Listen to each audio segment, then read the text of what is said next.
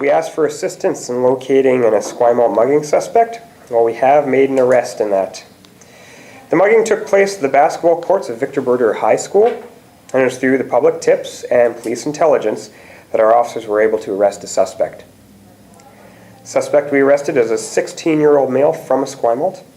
He has extensive history with police, and we have recommended charges against him 34 separate times. He was arrested on Friday, just before 1 p.m., at his home in the 800 block of Admirals Road. Police are recommending one charge of robbery, and he was released on a promise to appear with a court date of September 13th. Now, if you recall, the mugging took place on July 30th. The victim was playing basketball before being approached by another teen. He was robbed of his sports bag, which contained his wallet, his cash, and his phone. And his phone? His phone.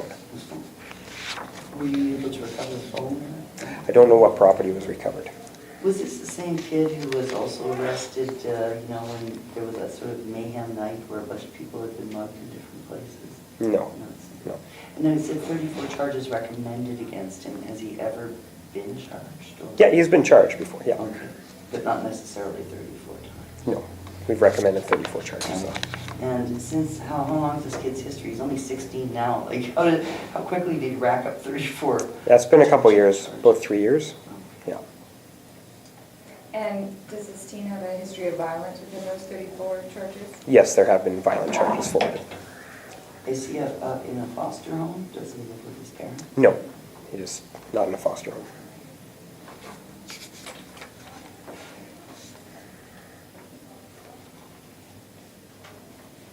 All right. So we're looking for the public's assistance. We're going to be releasing the video of a robbery suspect. It's going to be surveillance footage. We're releasing surveillance... Sorry, let me try that again. Police are releasing surveillance footage in hopes of solving a robbery. The robbery occurred June 25th at the Booster Juice at 176 Wilson Street. It was around 3:45 p.m. A man had robbed the store. The suspect approached the till and threatened the woman cashier. The cashier gave the suspect an undisclosed amount of money from the till. And the robber ordered both employees into the back of the store. When both employees were back there, they heard the suspect leave, and that's when they called police. The suspect is described as a white man in his mid-40s, between 5'7" and 5'9", with a thin build. At the time of the robbery, he was wearing a black hoodie and black sweatpants with dark sunglasses. A witness said they saw the suspect get into a parked car across the street and take off westbound along Wilson. The car was described as an older model Chrysler. It was burgundy colored with silver rims. At that time, we believed that the robbery is linked to others in the area, but eventually ruled that out. So we're looking for information, and anybody that has information is asked to contact Detective Jamie McRae at 250-995-7244 or Crime Stoppers at 1-800-222-TIPS 8477. We should have that up on our YouTube for distribution just after the media release. And weapon involved or no?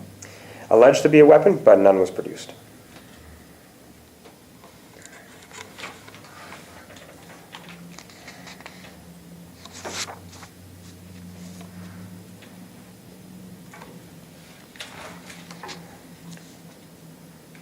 All right.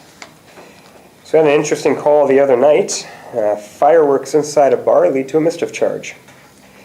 There's a man lighting off fireworks inside a Sopranos bar at 1961 Douglas Street, Saturday morning just after 2 a.m.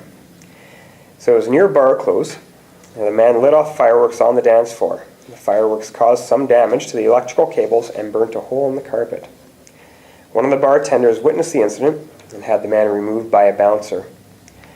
While in the doorway, the suspect appeared to light another firework before being hurried away by the staff.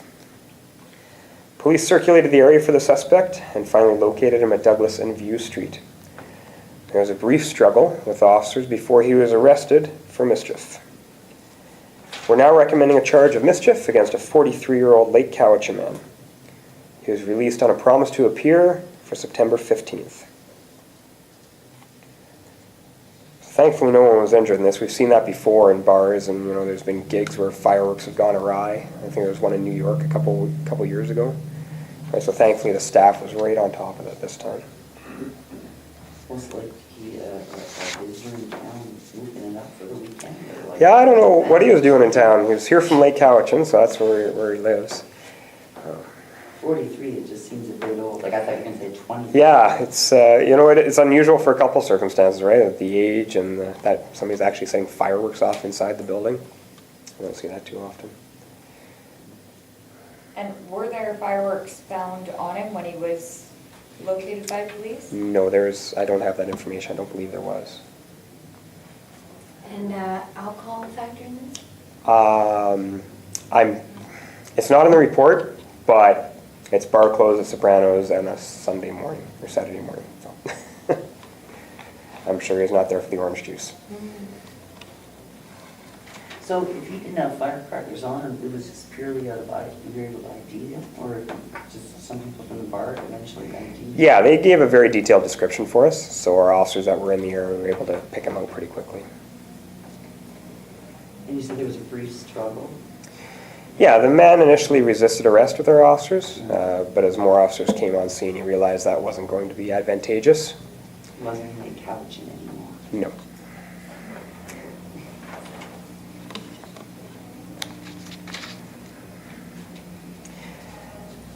All right, drunk driver knocks out power for Oak Bay residents. A drunk driver knocked out power for a section of Oak Bay early Sunday morning, just after midnight. A 20-year-old Oak Bay man took out a hydro pole in the 900 block of Foul Bay Road. A BC Transit driver saw the Toyota sports car heading at a high rate of speed up Foul Bay Road. The driver lost control of the car near the Quamachin Street, where the car left the road and smashed into a hydro pole, taking out several signs as well. The hydro pole was toppled and police closed the roads down. Witnesses stated that the driver initially ran from the scene, but later returned. He presented himself to police, but then said it was another man driving the car.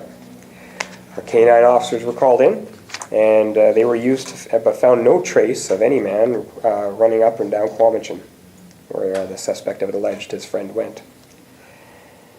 So he later confessed to the accident, and was also issued an IRP, immediate roadside prohibition. He blew fail in the approved screening device and was issued a 90-day prohibition, and his vehicle will be impounded for 30 days. He'll also have to go through the driver's program and be subject to 1 year of the steering interlock device. There are reports from, sorry? I'm sorry, is that where you blow in? Yes. Yeah. There are reports from earlier in the evening of the car matching this car's description traveling in excess of 100 kilometers an hour on Pandora Avenue. At that time, we were unable to locate the vehicle. So this drunk driver was lucky. He didn't injure himself, and he didn't end up injuring anybody else. So thankfully, it could have certainly gone sideways really quickly. Was he out somewhere, or any idea why he was drunk and speeding that? No, I don't know. But this is why we have our officers out even in the summertime doing counterattack roadblocks all year. They're out again in the summertime full force, just trying to make sure that we get as many impaired drivers off the road as we can. Did you say what color the Toyota sports car was? I believe I did. It was red. Red? If I didn't, it's red. Okay.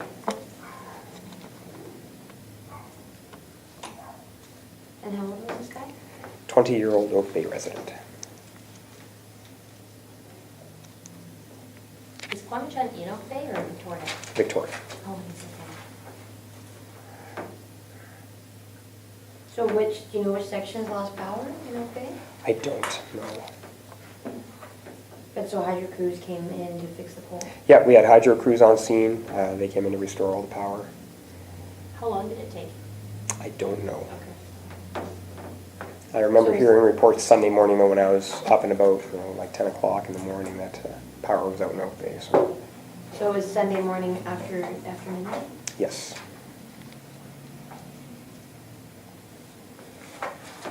So this would have been his first time for getting caught drinking and driving since he was given the IRP?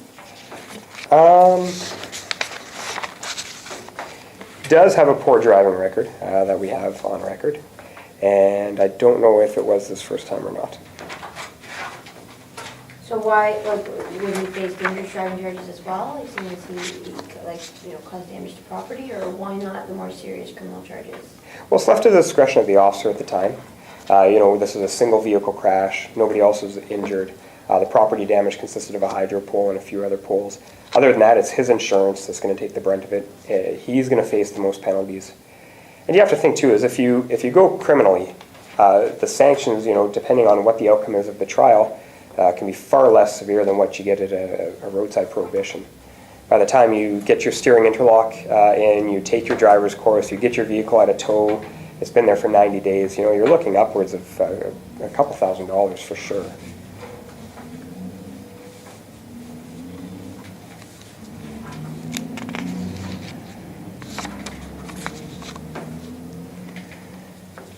All right, and finally, I'm going to introduce our new Public Affairs Director. He's the first Public Affairs Director of Victoria Police Department's history, and we're happy to introduce Mark McIntyre, who is here beside us. Mark comes to VicPD after a distinguished 20-year career with the Canadian Forces. Mark was a member of the military's Public Affairs section since 2000. This included deployments overseas and missions in Afghanistan. He was also involved in the 2002 G8 Summit and the 2010 Winter Olympic Games. Most recently, he was the Public Affairs Officer to Chief of Defense Staff General Walt Natinchuk. This is a new position for VicPD. We haven't had a director before. And Mark will oversee the Public Affairs section and aspects of internal and external communication. He'll be responsible for media relations, marketing opportunities, ceremonies, and events. The Public Affairs section currently consists of one sworn member, guess who that is, and one civilian staff member. So we're really excited to have Mark join the department, and it's been a long and thorough nationwide search.